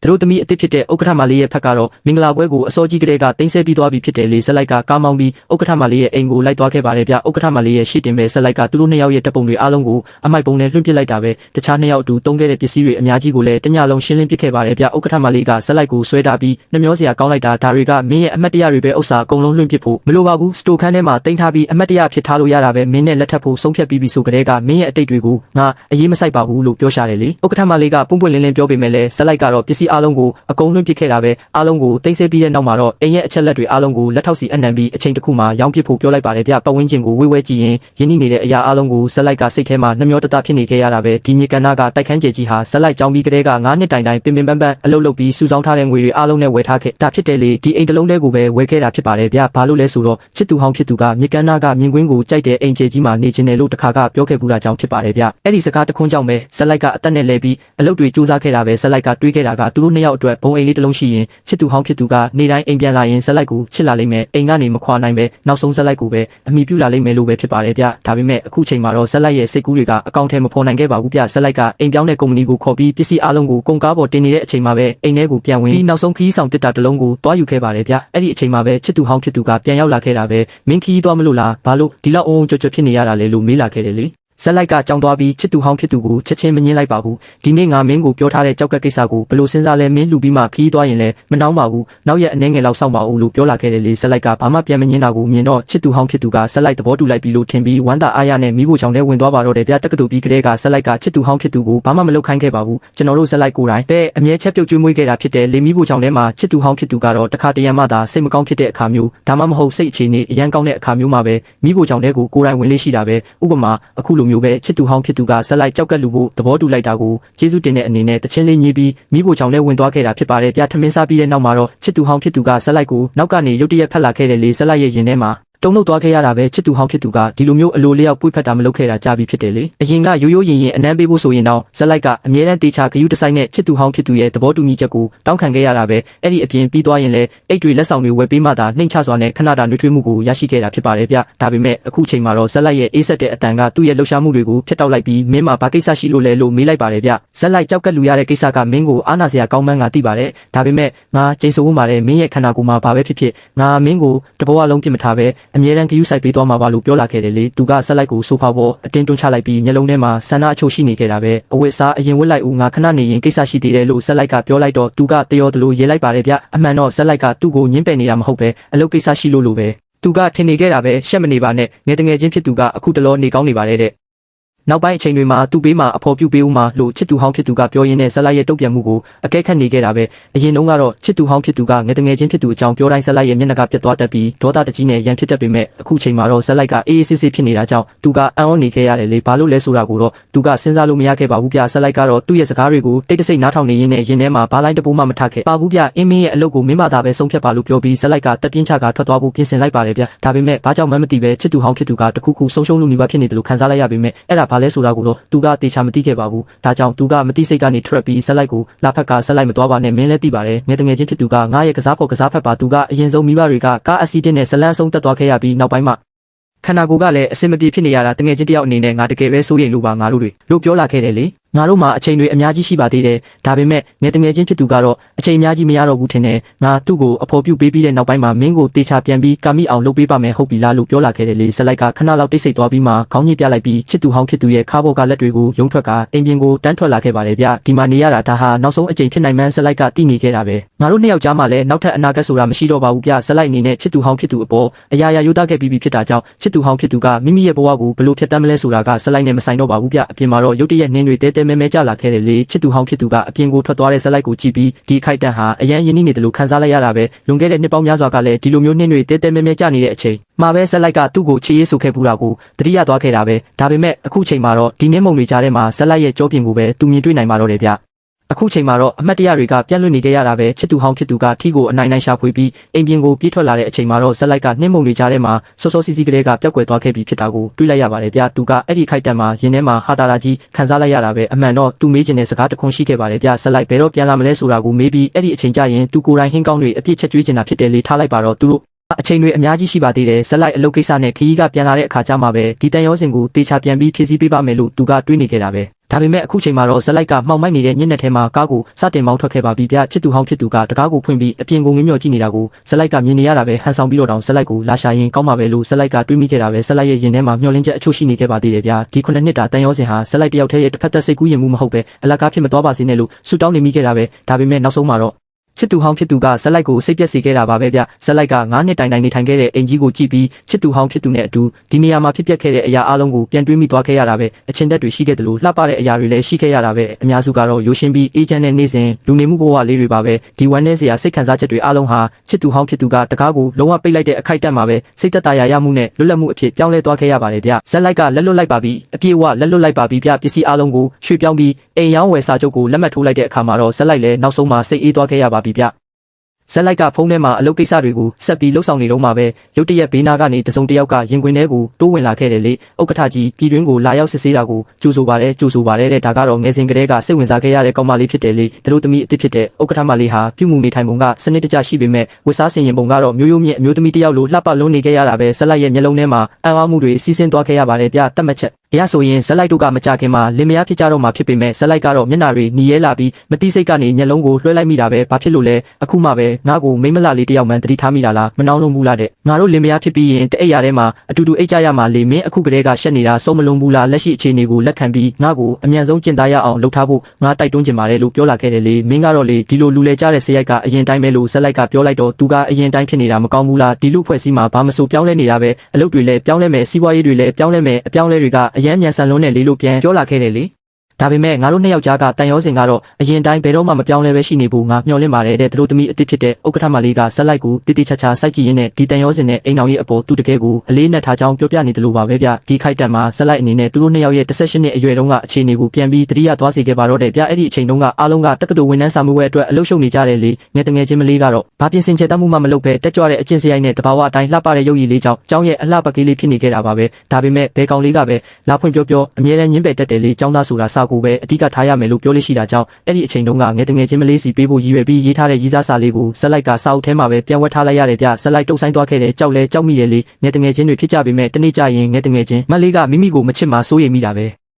ဲစာမွေးပွဲကြည့်ပြီးမှပဲရင်ထဲကစကားတွေကိုဖွင့်ပြောတော့မယ်လို့ဇက်လိုက်ကစိတ်ကူးထားခဲ့တာပါဒါပေမဲ့နောက်ပိုင်းမှာတော့ငယ်တငယ်ချင်းမလေးကနိုင်ငံခြားကိုပြောင်းရွှေ့သွားခဲ့ပြီးဇက်လိုက်ကလည်းတခြားမြို့မှာကြောင်းတက်ရတာကြောင့်နှစ်ယောက်သားလွဲချော်သွားခဲ့ရတယ်လေနုပြိုတဲ့အချိန်ကနောင်နာတွေအမတ်တရားတွေရှိခဲ့မှုပေမဲ့ဒါတွေကအတိတ်တွေပဲဖြစ်သွားခဲ့ပါပြီဇက်လိုက်ကအမှတ်မထင်နဲ့မေးလိုက်တယ်ဗျဒီလောက်နှစ်တွေအကြာကြီးအခြေရေးမှာတယောက်တည်းဖြစ်နေခဲ့တာလားမိဘတွေကစွတ်တိုက်တွန်းလို့ပဲဒီလိုယူကြောင်ကြတောင်းဆိုမှုကိုသဘောတူလိုက်တာလားလို့မေးလိုက်တယ်လေအဲ့ဒီအခါငယ်တငယ်ချင်းမလေးကခဏလောက်ကြောင်းသွားပြီးတော့နိုင်ငံခြားကိုမထွက်ခွာခင်နေတုန်းကတကားဝမှာအကြာကြီးစောင့်နေခဲ့တာကိုသိရလားလို့ပြန်မေးလာတယ်ဗျအခုတခါမှာတော့ဇက်လိုက်ပဲကြောင်းသွားရပြန်ပါတယ်ငယ်တငယ်ချင်းမလေးနိုင်ငံခြားကိုထွက်သွားပြီးနောက်ပိုင်းစိတ်ဓာတ်တွေအလွန်ကျဆင်းခဲ့ရလို့အလုပ်တွေကိုပဲဖိလုပ်နေခဲ့တာပါပဲငယ်တငယ်ချင်းမလေးထွက်သွားပြီးအမှတ်နဲ့အလုပ်ထဲမှာပဲစိတ်နစ်ပြီးအရာအလုံးကိုမေ့ပစ်ဖို့ကြိုးစားခဲ့တာလေတကယ်တော့ငယ်တငယ်ချင်းမလေးကမိမိကိုစောင့်နေခဲ့တာပါလားဇက်လိုက်ကြောင်နေတဲ့ပုံစံကိုကြည့်ပြီးငယ်တငယ်ချင်းမလေးကတက်ပြင်းတစ်ချက်ချလိုက်တယ်ဗျမိမိရဲ့စိတ်ခံစားချက်တွေကိုပိုပြီးတိတာအောင်ပြသခဲ့တယ်ထင်ပေမဲ့ဇက်လိုက်ကအခုထိသဘောမပေါက်သေးဘူးလို့ဆိုပါတယ်အဲ့ဒီနေ့ကစောင့်နေခဲ့တာဟာနောက်ကျနေတဲ့စတဆောင်ကိုစောင့်နေခဲ့တာလည်းဖြစ်တယ်လေငယ်တငယ်ချင်းမလေးရဲ့စကားတွေကြောင့်ဇက်လိုက်မှာဘာလို့ရမှန်းမသိအောင်ဖြစ်သွားရပြန်ပါတယ်ငယ်တငယ်ချင်းမလေးကဇက်လိုက်ရေးစားစာရေးထားတာကိုသိနေခဲ့ပြီးအဲ့ဒီစာကိုစောင့်နေခဲ့တာလားဗျတကယ်လို့စောင့်နေခဲ့တာမှန်ရင်အဲ့ဒီအချိန်တုန်းကချစ်မြတ်နိုးနေခဲ့တာပဲလေအဲ့ဒီအချိန်မှာဇက်လိုက်ရဲ့အုံနောက်ထဲမှာမီရှူမီပန်းတွေပောက်ကွဲသွားတယ်လို့ခံစားလိုက်ရပြီးကားထဲကအပူချိန်ကလည်းမြင့်တက်လာတယ်လို့ပါပဲမိမိကိုတကယ်ပဲသဘောကျနေတာလားလို့ဇက်လိုက်ကမေးလိုက်တဲ့အခါတစ်စက္ကန့်မျှပင်မတုံ့ဆိုင်ပဲတကယ်ပဲသဘောကျပါတယ် လို့ငယ်တငယ်ချင်းမလေးကတိုက်ရိုက်ပြန်လဲဖြေချခဲ့တယ်ဗျငယ်တငယ်ချင်းမလေးရဲ့ပြတ်သားမှုခိုင်မာမှုနဲ့မျက်ရည်ဝိုင်းနေတဲ့မျက်ဝန်းတွေကတဆင့်တိတ်တိတ်ခိုးချစ်ခဲ့ရတဲ့အစတွေကဘယ်ရောက်တောင်နှဆိုင်ပြီးရင်ထဲမှာအကြာကြီးတင်စီထားခဲ့ရလဲဆိုတာကိုဆက်လိုက်သိလိုက်ရပါတယ်ဆက်လိုက်ကချစ်သူဟောင်းကိုချစ်ခဲ့တာထက်ပိုပြီးအကြာကြီးငယ်တငယ်ချင်းမလေးကတိတ်တခိုးချစ်နေခဲ့တာဖြစ်ပေမဲ့ဒီလောက်နှစ်တွေအကြာကြီးမိမိကိုတတိမထားမိခဲ့တာကြောင့်တနေ့နေ့ကျရင်လှည့်ကြည့်လာမလားဆိုပြီးအမြဲတမ်းစောင့်မျှော်နေခဲ့ရတာပါပဲငယ်တငယ်ချင်းမလေးကအိတ်ထဲကနေဝါချင်းချင်းဖြစ်နေတဲ့ရီးစားစာတစ်ဆောင်ကိုထုတ်ပြလာတဲ့ဗျအဲ့ဒီအပေါ်မှာတော့ဇက်လိုက်ရဲ့နုနယ်စင်ကလက်ရည်လက်ရာတွေရှိနေခဲ့တာပါပဲလွန်ခဲ့တဲ့10နှစ်ကဂတိကဝတ်တွေကအခုထိအတီးဖြစ်သေးရဲ့လားလို့မေးလာတဲ့အခါဇက်လိုက်အတွက်တော့ဒါတွေအားလုံးကအိမ်မက်တစ်ခုလိုဖြစ်နေပြီးအိမ်မက်ကနိုးထသွားရင်အရာအားလုံးပျောက်ကွယ်သွားမှာကိုကြောက်ရွံ့မိတယ်လေငယ်တငယ်ချင်းမလေးကိုကြည့်ရင်ဇက်လိုက်ရဲ့ရင်ထဲမှာခံစားချက်တွေမျိုးစုံဖြစ်ပေါ်လာရပါတယ်မိမိတယောက်တည်းစောင့်ထိန်နေတယ်လို့ထင်ခဲ့ပေမဲ့မိမိရဲ့နောက်ွယ်မှာလည်းအမြဲတမ်းတိတ်တဆိတ်စောက်ရှောက်ပေးနေတဲ့သူရှိနေခဲ့တာပါလားဇက်လိုက်လည်းစိတ်ကိုဆက်ပြီးမထိန်ချုပ်နိုင်တော့ပဲငယ်တငယ်ချင်းမလေးကိုပွေ့ဖက်လိုက်မိတယ်ဗျနှစ်ယောက်သားရဲ့ခန္ဓာကိုယ်အပူချိန်တွေထိတွေ့သွားပြီးရင်ခုန်တန်တွေထပ်တူကြကအကြာကြီးနှမ်းရှိုက်လိုက်ကြပါတယ်အဲ့ဒီဂတိတွေကအတီးဖြစ်ပါတယ်လေမိမိအတွက်69လမ်းထိရှောက်လန်းပေးခဲ့လို့ကျေးဇူးတင်ရပါတယ်ကျန်တဲ့တလန်းကိုတော့ဇက်လိုက်ကိုယ်တိုင်ရှောက်လန်းပါတော့မယ်လို့ပြောလိုက်တယ်ဗျအဲ့ဒီနောက်မှာဒါတော့သူတို့နှစ်ယောက်ငယ်စဉ်ကကြီးပြင်းခဲ့တဲ့မျိုးလေးစီကိုပြန်လည်ရောက်ရှိသွားခဲ့ကြပါတယ်ဇက်လိုက်ရဲ့မိသားစုကရွှေ့ပြောင်းသွားခဲ့ပြီဖြစ်ပေမဲ့ငယ်တငယ်ချင်းမလေးရဲ့မိသားစုကတော့အိမ်ဟောင်းကြီးတစ်လုံးကြန့်ရှိနေသေးတယ်လေဒါကြောင့်နှစ်ယောက်သားငယ်တငယ်ချင်းမလေးတို့ရဲ့အိမ်ဟောင်းမှာပဲခိတ္တတဲ့ခုဖို့ဆုံးဖြတ်လိုက်ကြတယ်ဗျအခန်းတွေကိုလိုက်လံတန်ရှင်းရေးလုပ်နေရင်းနဲ့လေတူကရုတ်တရက်ဆွဲဆောင်မှုရှိတဲ့ပုံစံမျိုးဖြစ်လာပြီးအချင်းချင်းမကြည့်ရအောင်ဖြစ်လာရပါတယ်ငယ်တငယ်ချင်းမလေးရဲ့နေရက်လေးတွေညီမြန်းလာတာကိုအထင်ရှားတွေ့မြင်နေရတယ်လေနှစ်ယောက်သားညနေ12နာရီအထိကားကအကြာကြီးပြောဖြစ်ခဲ့ကြပြီးမှငယ်တငယ်ချင်းမလေးကအခန်းထဲကိုပြန်ဝင်သွားခဲ့တယ်ဗျတီကျွမ်းလာတာကြာပြီဖြစ်ပေမဲ့မင်္ဂလာပွဲအစီအစဉ်တွေကိုတော့စနစ်တကျလှုပ်ဆောင်ရမှာမို့ရက်အနှဲငယ်ကြရင်လက်ဆောင်ပစ္စည်းတွေနဲ့အတူငယ်တငယ်ချင်းမလေးရဲ့မိဘတွေစီတွားရောက်တွေ့ဆုံပြီးတပတ်အကြာမှာလက်ထပ်စာချုပ်ချုပ်ဆိုဖို့ကိစ္စတွေကိုတိုင်ပင်ပါတော့မယ်လေငယ်တငယ်ချင်းမလေးကတော့အခုချက်ချင်းပင်ဇက်လိုက်စီအနှံချင်းနေရှာတာပါပဲအခန်းတစ်ခန်းထဲမှာအတူတူအိတ်ချင်နေတယ်လို့ပါပဲဗျငယ်တငယ်ချင်းမလေးရဲ့မိဘတွေကလည်းတမိဖြစ်သူ့ရဲ့အိမ်တော်ရေးအတွက်စိတ်ပူလွန်းလို့စပင်တွေဖြူကုန်ကြရပေမဲ့အခုလိုဇက်လိုက်နဲ့လက်ထပ်တော့မယ်လို့ကြားတဲ့အခါမှာတော့အလွန်အမင်းဝမ်းသာသွားကြတယ်လေမင်္ဂလာဦးလက်ဆောင်ဖြစ်ကားတစ်စီးပေးအပ်တဲ့အပြင်တင်တောင်းပစ္စည်းတွေကိုလည်းဘာမှမတောင်းပဲတမက်လောင်းဘက်ကနေတိတိတတ်တာဘက်လိုက်ပေးကြတာပါပဲဒါပေမဲ့တမိမိန်ကလေးပြီးတိတ်ခါထင်းရအောင်မှမို့မျက်နှာလေးနီးမြန်းပြီးသဘောတူလိုက်ရတယ်ဗျတခြားမျိုးတစ်မျိုးကချစ်သူဟောင်းကတော့ဇက်လိုက်စီကိုဘယ်တော့ကြောက်ကက်လာလို့မလဲလို့လာမေးဖို့ပြင်နေခဲ့တာပါပဲဒါပေမဲ့ဆရာဝန်ကတော့ပို့ပြီးအရေးကြီးတဲ့ကိစ္စတစ်ခုကိုပြောပြလာတယ်ဗျအထူးတန်းလူနာခန်းရဲ့ကက်ကငွေကုန်သွားခဲ့ပြီဖြစ်ပြီး credit ကတ်တွေပါအလွန်ကျွံသုံးဆွဲမိထားလို့ကတ်တွေအားလုံးအသုံးပြုလို့မရတော့ဘူးလို့ဆိုပါတယ်လေလူနာကြီးရဲ့ဆေးရုံစရိတ်ကလည်းတစ်ပတ်လောက်ကျွေးတင်နေပြီမို့ဘယ်တော့လောက်ငွေရှင်းပေးမလဲလို့မေးလာခဲ့တယ်ဗျအထူးတန်းအခန်းကတရက်ကိုငွေကျပ်3000လောက်ကျတင်တာမို့ချစ်သူဟောင်းရဲ့ကတ်တွေအားလုံးငွေကုန်သွားခဲ့တာပါပဲလူနာကြီးကလည်းခွဲစိတ်မှုပြီးခါစားပဲရှိသေးတာမို့တာမန်လူနာဆောင်ကိုရွှေ့ပြောင်းလို့မရနိုင်သေးဘူးလေမဖြစ်ဘူးဇက်လိုက်စီသွားပြီးဘာသဘောလဲဆိုတာကိုမျက်နှာချင်းဆိုင်မေးရမယ်လို့တွေးမိတယ်ဗျဘာဖြစ်လို့ငွေပေးချေမှုကိုရက်ဆိုင်လိုက်တာလဲဆိုပြီးတိုက်ရိုက်ဖုန်းဆက်မေးမြန်းခြင်းပေမဲ့နောက်ပိုင်းမှာအကူအညီတောင်းခံရအောင်မှာကိုတတိယသွားပြီးအိမ်ပြန်ပြီးမှပဲမျက်နှာချင်းဆိုင်ပြောတော့မယ်လို့ဆုံးဖြတ်လိုက်တယ်လေချစ်သူဟောင်းကကုံစုံဆိုင်ကိုသွားပြီးဟင်းတီးဟင်းရွက်တွေနဲ့ဇက်လိုက်ကြိုက်တတ်တဲ့စားစရာတွေကိုအများကြီးဝယ်ယူခဲ့ပါတယ်အိမ်တကားကိုဖွင့်ပြီးဝင်လိုက်တဲ့အခါမှာတော့မိမိလက်ထဲကပစ္စည်းတွေကိုလှမ်းယူပေးမဲ့ရင်းနှီးနေတဲ့အရေးအယောင်ကိုမတွေ့ရတော့ဘူးဗျညဘက်10နာရီအချိန်မှာအခန်းတစ်ခုလုံးမှောင်မဲနေခဲ့ပြီးမိဖွင့်လိုက်တဲ့အခါမှာတော့အရာအလုံးကတန်ရှင်းတရက်စွာတင်စီထားတာကိုတွေ့ရတယ်လေအင်ကြီးကကျဲဝန်းပြီးဟာလာဟင်းလင်းဖြစ်နေတာကြောင့်အိမ်ထဲမှာတစ်ခုခုလိုအပ်နေတယ်လို့ချစ်သူဟောင်းခန်းစားလိုက်ရပါတယ်ရင်ထဲကတက်ကြွမှုတွေကလည်းတိတ်ဆိတ်မှုတွေကြားထဲပျောက်ကွယ်သွားရပြီးဇက်လိုက်ခီးထွက်သွားတယ်လို့ပြောခဲ့တာကိုအဲ့ဒီတော့မှတတိယသွားခဲ့တယ်ဗျစိတ်မပါလက်မပါနဲ့ပစ္စည်းတွေကိုချထားလိုက်ပြီးဖုန်းကိုထုတ်ကလူမှုကွန်ရက်ကစာမျက်နှာကိုကြည့်လိုက်တဲ့အခါဇက်လိုက်စီကစာမရရှိတာအတော်ကြာနေပြီဖြစ်ကြောင်းတွေးလိုက်ရတယ်လေစကားပြောထားတာတွေကလွန်ခဲ့တဲ့ပတ်အနည်းငယ်ကလေးကရက်တက်နေခဲ့တာပါပဲမာနာကြောင့်စိတ်ထဲမှာတမျိုးဖြစ်နေပေမဲ့ချစ်သူဟောင်းကပဲအရင်ဆုံးစာပို့လိုက်တဲ့ဗျအိပ်ပြီလားဘယ်တော့ပြန်လာမလဲဆိုပြီးပို့လိုက်တာပါပဲစာပို့ပြီးနောက်ဖုန်းမျက်နှာပြင်လင်းလာမလားဆိုပြီးရင်ခုန်စွာနဲ့စောင့်မျှော်နေပေမဲ့တနာရီကြော်ကြာသွားတဲ့အထိဖုန်းလေးကတိတ်ဆိတ်နေတော့မှပဲလေအိပ်ပျော်သွားပြီးထင်ပါရဲ့လို့ကို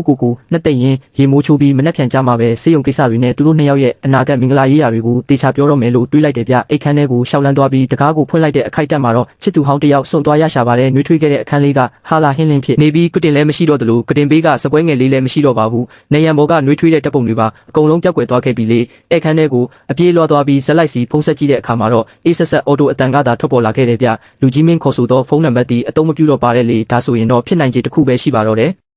တကယ်ပဲဖုန်းနံပါတ်ကိုပိတ်ပစ်လိုက်တာပါလားချစ်သူဟောင်းရဲ့ခေါင်းထဲမှာအတွေ့တစ်ခုဝင်လာခဲ့တယ်ဗျဇက်လိုက်ကမိမိနဲ့တကယ်ပဲလမ်းခွဲတော့မှလားဆိုပြီးတော့လေမကြသေးခင်ကဖြစ်ပျက်ခဲ့တာတွေကိုပြန်တွေးပြီးအဖြေရှာဖို့စူးစမ်းနေတော့အခန်းစပွဲပေါ်မှာတင်ထားတဲ့စာရွက်လေးတစ်ရွက်ကိုလှမ်းမြင်လိုက်ရတယ်ဗျကြည့်လိုက်တာနဲ့တင်စွန့်သွားရပြီးစာထဲမှာတော့လမ်းခွဲကြရအောင်တခြားသူနဲ့လက်ထပ်လိုက်ပြီးလို့ရေးထားတာပါပဲအဲ့ဒီစာရွက်ကိုကင်ထားတဲ့ချစ်သူဟောင်းရဲ့လက်တွေတုံရင်လာခဲ့ရတယ်လေတကယ်ပဲလမ်းခွဲလိုက်ဒီဆိုတာကိုလက်ခံလိုက်ရတဲ့အချိန်မှာတော့ပပြင်ပေါ်ကိုစမ်းကြည့်မိတဲ့အခါအေးဆက်ဆက်မျက်ရည်တွေကိုတတိပြုမိလိုက်ရပါတယ်မိမိကိုယ်တိုင်ပင်မသိပဲမျက်ရည်တွေစီးကျနေခဲ့တာကြာပြီလေဖုန်းထဲကနီး ရဲနေတဲ့တင်ဒေတာကိုကြည့်ပြီးစိတ်မလျှော့ပဲဖုံးပြန်ခေါ်ကြည့်ပေမဲ့အေးဆက်ဆက်အတန်ပဲပြန်ကြားရတာကြောင့်ချစ်သူဟောင်းတယောက်နာကျင်စွာနဲ့အော်ဟစ်မှုကြွေးမိတယ်ဗျဘာဖြစ်လို့ဘာမှမပြောဘဲထွက်သွားရတာလဲခွင့်မပြုနိုင်ဘူးလို့အော်ဟစ်ရင်မျက်ဝန်းတွေညီမြန်းကဖုံးကိုအထက်ထက်အခါခါခေါ်ဆိုနေခဲ့တာပါပဲလမ်းခွဲခံရတဲ့နာကျင်မှုတွေကဒေါသအဖြစ်ပြောင်းလဲသွားပြီးဝမ်းနဲ့စိတ်တွေဖြစ်ပေါ်လာရတယ်လေနေမကောင်းတဲ့လူနာပေါ်မှာနည်းနည်းလေးဂရုစိုက်မိတာကိုဒီလောက်ထိစိတ်ကောက်စရာလိုလို့လားလို့မချစ်မရဲဖြစ်မိတာပဲဒါပေမဲ့စေးရုံစေးပေးစရာမရှိတော့တာကြောင့်ဇက်လိုက်ကိုမဖြစ်မနေဆက်သွယ်ရမှာမို့လူမှုကွန်ရက်ပေါ်မှာတငယ်ချင်းတွေကိုဇက်လိုက်ရဲ့သတင်းအစအနမေးမြန်းကြည့်လိုက်တယ်ဗျတနာကြီးကြော်ကြသွားတဲ့အထိဘယ်သူမှပြန်မဖြေတာကြောင့်စိတ်ပြအားငယ်သွားရရှာပါတယ်တက်ပြင်းတစ်ချက်ချပြီးကျမ်းပြင်ပေါ်မှာလဲအိရင်မနှက်ပြန်မနှက်ကြရင်ဇက်လိုက်က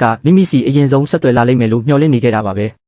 နောက်ရက်မနက်မှာနိုးလာတဲ့အခါဖုန်းထဲမှာ message တွေအများကြီးရောက်နေတာတွေ့ရလို့ဝမ်းသာအားရဖွင့်ကြည့်ပေမဲ့မျှော်လင့်ထားတဲ့သူစီကမဟုတ်တာမို့စိတ်ပြတ်သွားရပြန်တယ်လေပြင်းပြင်းရှိတာနဲ့တငယ်ချင်းတွေတင်ထားတာတွေကိုရှောက်ကြည့်ရင်တပ်ပုံတပုံစီမှာအကြီးကရက်တန့်သွားခဲ့ရပါတယ်အဲ့ဒါကတော့တက္ကသိုလ်ကတငယ်ချင်းတယောက်တင်ထားတဲ့မင်္ဂလာဆောင်တပ်ပုံပဲဖြစ်ပြီးချက်ကြည့်လိုက်တဲ့အခါမှာတော့သွေးတွေအေးခဲသွားမတက်တုံလို့သွားရတယ်ဗျအဲ့ဒီအချိန်မှာပဲဖုန်းတကောဝင်လာခဲ့ပြီးဒီနေ့ဇက်လိုက်ရဲ့မင်္ဂလာဆောင်ကိုဘာလို့မလာတာလဲသူတို့သမီးကမိမိပဲထင်နေခဲ့တာဇက်လိုက်ကအလွန်ချစ်ပြီးလက်ဆောင်တွေပါပြင်ဆင်ပေးထားတာမို့အခုတော့တခြားသူကိုလက်ထက်တာကိုဒီအတိုင်းပဲကြည့်နေတော့မှလာလို့တငယ်ချင်းမလေးကလှမ်းမေးလာခဲ့တယ်ဗျတငယ်ချင်းမလေးရဲ့စကားတွေကြောင့်ချစ်သူဟောင်းတယောက်ကြောက်ရွံ့လို့တောင်းတင်းသွားရပါတယ်ဒါပေမဲ့မယုံကြည်နိုင်ပဲဇက်လိုက်ကမိမိကိုစိတ်ကောက်အောင်တမင်လုပ်နေတာမိမိပြန်လိုက်ရှာမှာကိုစောင့်နေတာလို့ပဲတွေးပြီးချက်ချင်းစိတ်အင်အားပြန်မွေးလိုက်တယ်ဗျမင်္ဂလာဆောင်တဲ့နေရာကိုလှမ်းမေးတဲ့အခါဇက်လိုက်ရဲ့ဇာတိမျိုးဟောင်းမှာပဲဖြစ်ကြောင်းသိလိုက်ရလို့ချစ်သူဟောင်းတယောက်ရင်လေးသွားပေမဲ့အဲ့ဒီမျိုးစီကိုပဲချက်ချင်းထွက်ခွာခဲ့တော့တယ်လ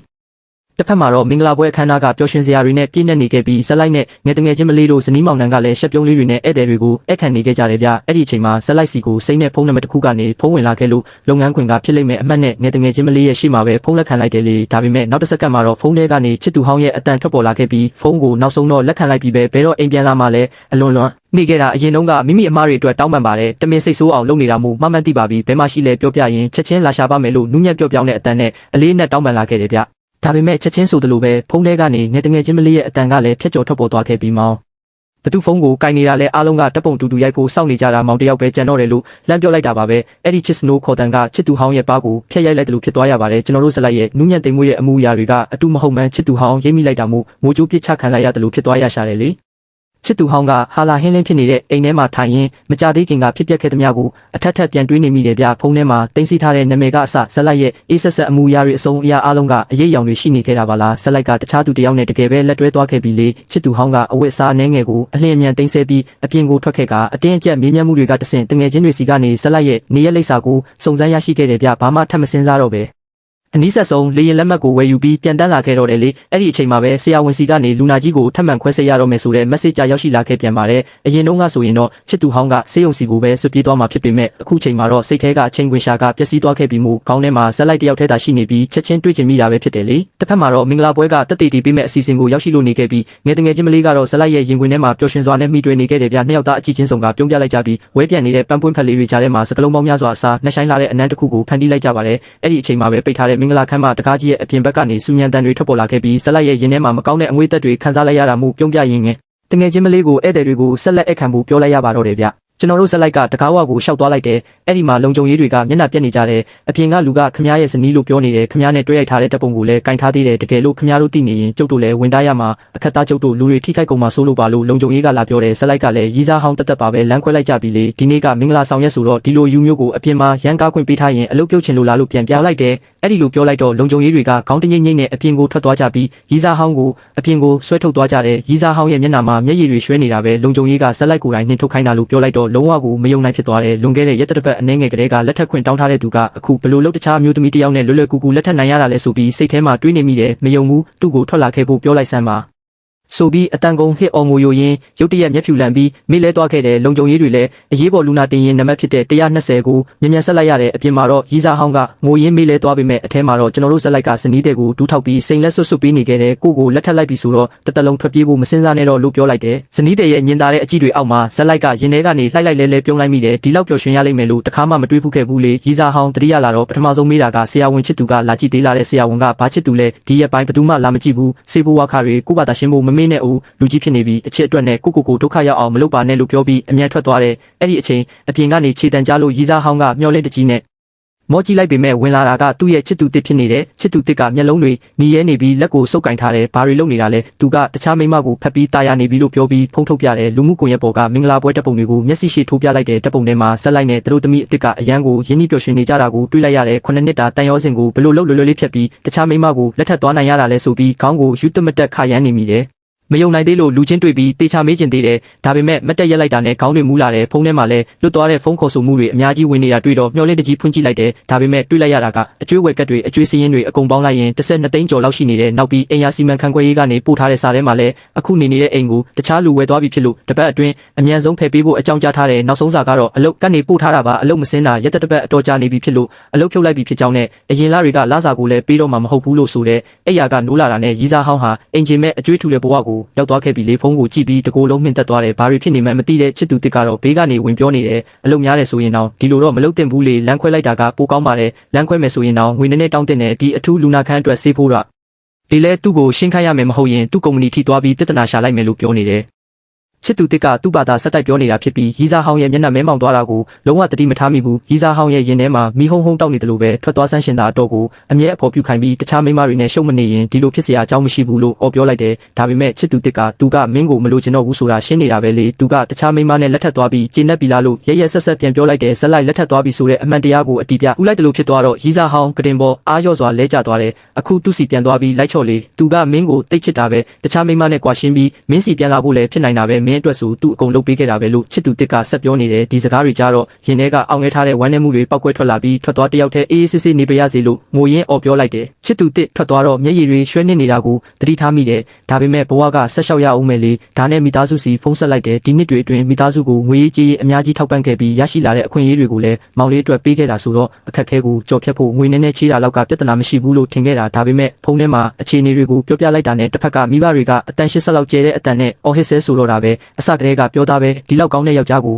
အမြန်လက်ထပ်လိုက်ပါဆိုတာအခုတော့သူများလက်ထဲပါသွားပြီမလားတဲ့ငွေကတော့ဘဲကလာမလဲမင်းမောင်လေးအိမ်ဝယ်ဖို့စရန်ငွေတောင်မင်းကိုတောင်းမလို့ဟာအခုကပြန်တောင်းနေတဲ့အိမ်မှာပတ်စံမရှိဘူးသူ့ကိုဘလို့ဖြစ်ဖြစ်ပြန်ခေါ်လို့မရရင်အိမ်ပြန်မလာနဲ့တော့လို့ပြောပြီးဖုံးချသွားတယ်မိဘတွေကဒီလောက်အထိပြတ်သားရက်ဆက်လိမ့်မယ်လို့လုံးဝမထင်ထားခဲ့ဘူးတပတ်လောက်ကြာတော့မိဘတွေကိုယ်တိုင်ရောက်လာပြီးနေစရာတစ်ခုစီစဉ်ပေးတယ်သူလည်းအရန်ရက်ဆက်လုံးနဲ့9နှစ်လောက်တွဲခဲ့တာကိုချက်ချင်းလမ်းခွဲတယ်ဒါပေမဲ့ကိစ္စမရှိပါဘူးလောကကြီးမှာယောက်ျားကောင်းတွေအများကြီးပါလို့နှစ်သိမ့်တယ်အဲ့ဒီအချိန်မှာချစ်သူတစ်ကပန်းစည်းလေးကင်ပြီးဝင်လာတဲ့ကိုနဲ့လက်ထပ်ပါမင်းကိုအထင်မသေးပါဘူးလို့ပြောတယ်ဒါပေမဲ့ပန်းစည်းကလည်းညှို့နှွမ်းနေပြီးစေတနာဆဲပုံတပုံတောင်မပါတာကိုမြင်တော့ရီးစားဟောင်းကရင်ထဲကနေလှောင်ပြုံးလိုက်တယ်မလက်ထပ်နိုင်ဘူးရှင်ကသူ့ရဲ့တောင်းပုံတပုံတောင်မမီဘူးလို့တွေးနေတဲ့ချစ်သူတစ်ကမင်္ဂလာဦးစုကြီးငွေအများကြီးပေးမယ်ဆိုတော့မိဘတွေကလည်းဝင်ဖြောင်းဖြားကြပြန်တယ်မိဘတွေရဲ့မျက်လုံးထဲမှာတမီးဆိုတာစုကြီးငွေနဲ့လဲလှယ်ဖို့ကရိယာတစ်ခုလောက်ပဲသဘောထားတာကိုသိလိုက်ရတယ်ဘလို့ပဲဖြောင်းဖြပါစေခေါင်းမမာနဲ့ညှင်းဆန်နေခဲ့တယ်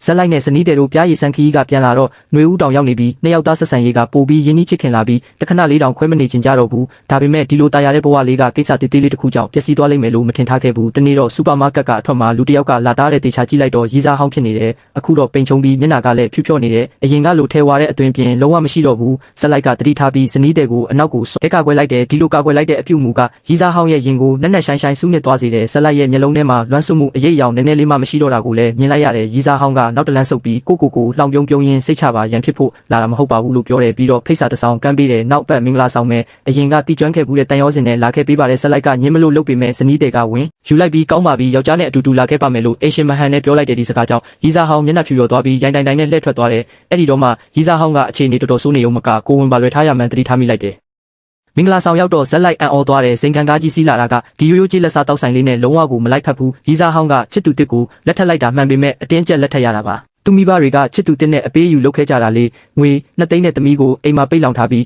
ကိုဝင်ရလာတဲ့အထိအတင်းကျပ်စေခိုင်းခဲ့တာရီးစားဟောင်းကရုန်းကန်ညှင်းဆန်ခဲ့ပေမဲ့ပိုက်ထဲကကလေးကကြီးလာတော့လေတဖြည်းဖြည်းလက်ခံလိုက်ရတာပဲဆက်လိုက်နဲ့ဇနီးတွေကဘာမှမဖြစ်တယ်လို့ဝင်သွားကြတယ်မင်္ဂလာဝဲပြင်ဆင်ထားတာကအရန်ကိုရိုးရှင်းပြီးစုပ်ပြတ်နေတယ်လို့တောင်ပြောလို့ရတယ်ရီးစားဟောင်းကကိုနဲ့မတော်တဲ့မင်္ဂလာဝတ်စုံကိုဝတ်ထားပြီးလက်မှာလည်းတံမိုးနဲ့စိန်တူးလက်စွပ်ကိုဆွတ်ထားတဲ့ဖက်နှက်ကလေမတော်တော့လမ်းလျှောက်ရင်ခြေခွင်းနေတယ်ဒီလောက်အဆက်ကွဲစရာကောင်းတဲ့အခြေအနေမှာအတင်းပြုံးပြနေရတဲ့ဆက်လိုက်နဲ့ဇနီးတွေကတော့ကိုကဘာလေးနဲ့ကိုစကားတွေပြောပြီးပျော်နေကြတယ်သူတို့နှစ်ယောက်အရန်ချစ်ကြ တယ်ဆိုတာကိုလူတိုင်းမြင်နိုင်တဲ့ရီးစားဟောင်းလဲဒါကိုမြင်တော့ရင်ထဲမှာမနာလိုမှုတွေကိုကြိတ်မိတ်မျိုးတိတ်ထားရတယ်ချစ်သူတစ်ကအတင်းဆွဲခေါ်သွားလို့စင်ပေါ်ရောက်သွားတဲ့လက်စွပ်လဲတဲ့အချိန်ရောက်တော့မိမလောက်ပါတော့နောက်ဆိုကိုတယောက်တည်းကိုပဲချစ်ရမယ်နော်လို့ဒူးထောက်ပြီးပြောတဲ့ရီးစားဟောင်းကလက်မကမ်းပေးပဲတုံဆိုင်နေတယ်ဘာလို့လဲသူလာလူမာကိုမျောလင်းနေတုံးလားလို့ချင်းချောက်တဲ့အတန်နဲ့ပြောလိုက်တော့မှရီးစားဟောင်းလန့်သွားပြီးလက်စွပ်ကိုအသားတကြီးအစွတ်ခံလိုက်ရင်မျက်ရည်ကျလာတယ်တကယ်လို့များဆက်လိုက်နောင်တက်ရပြီးခေါ်သွားမလားလို့မျောလင်းနေမိတာဒါပေမဲ့အောက်ကိုငုံကြည့်လိုက်တော့ဇလိုက်ကဇနီးတဲ့ရဲ့ပိုက်လေးကိုပုတ်ပြီးပျော်ရွှင်စွာစကားတွေပြောနေတယ်စင်ပေါ်ကိုတစ်ချက်လေးတောင်လှမ်းမကြည့်ဘူးနောက်ဆုံးတော့ဇလိုက်တို့လည်းအမြန်ထွက်သွားကြတယ်ရီးစားဟောင်းရဲ့အကြည့်တွေကသူတို့ထွက်သွားတဲ့နောက်ကျောလေးပြက်ကွယ်သွားတဲ့အထိလိုက်ကြည့်နေမိတယ်မျက်ရည်တွေဝေဝါးလာပြီးငိုချလိုက်တယ်လူတွေကတော့ဝမ်းသာလို့ငိုတယ်ထင်ကြပေမဲ့သူကိုယ်တိုင်ပဲနောက်တစ်မျက်ရည်မှန်းသိနေခဲ့တယ်ဇနီးကလေးမွေးခါနီးအချိန်မှာတငယ်ချင်းဟောင်းစီကန